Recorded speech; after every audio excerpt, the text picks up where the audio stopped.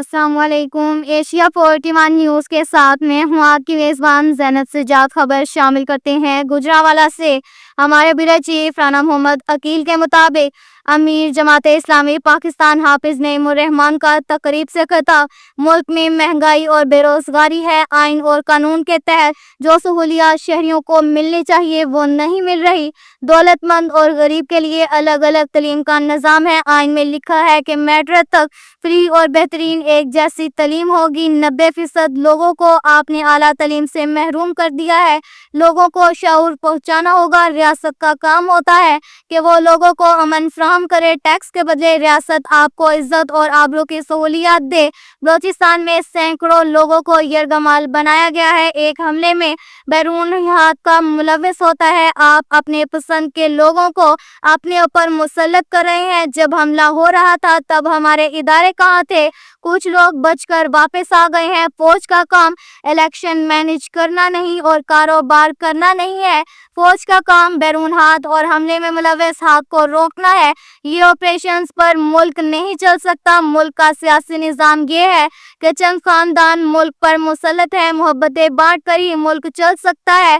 ملک کے حالات بدلنے ہیں تو اس نظام کو بدلنا ہوگا۔ ایک جماعت میں جب ایک شخص برا ہے تو جب دوسری میں جاتا ہے تو ٹھیک ہو جاتا ہے۔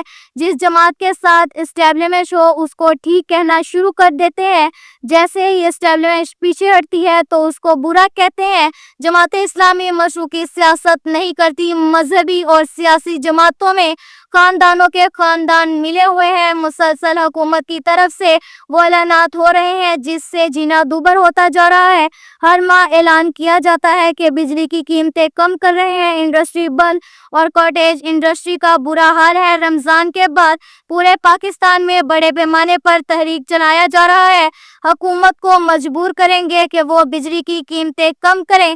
اس تحریک میں آپ شہریوں سے بھی تعاون کی اپیل ہے۔ ہمارے وسائل پر چند محدود لوگوں کا قبضہ ہے جو ناک بن کر بیٹھے ہیں۔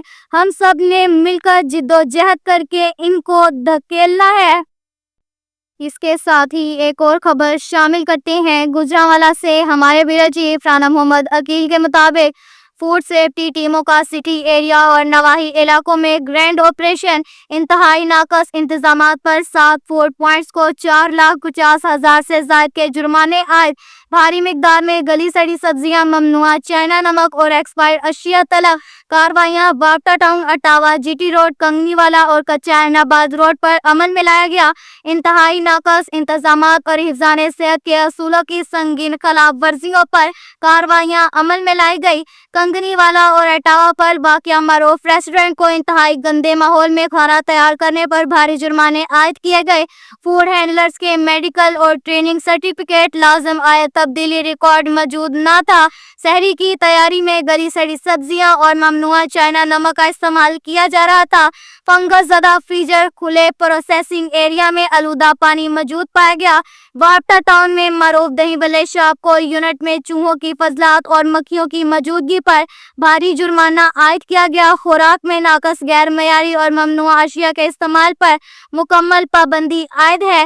رمضان المبارک میں صحت دشمن عناصر کے خلاف زیرو ٹالرنس کے تحت کارروائیاں جاری ہیں۔ یہ کہنا تھا ترجمان فوڈ اتھارٹی گجرانوالہ کا۔ اب تک کے لیے اتنا ہی کافی ہے۔ مزید خبروں کے لیے ہماری ویب سائٹ www.asia41.tv وزٹ کریں۔ اللہ حافظ۔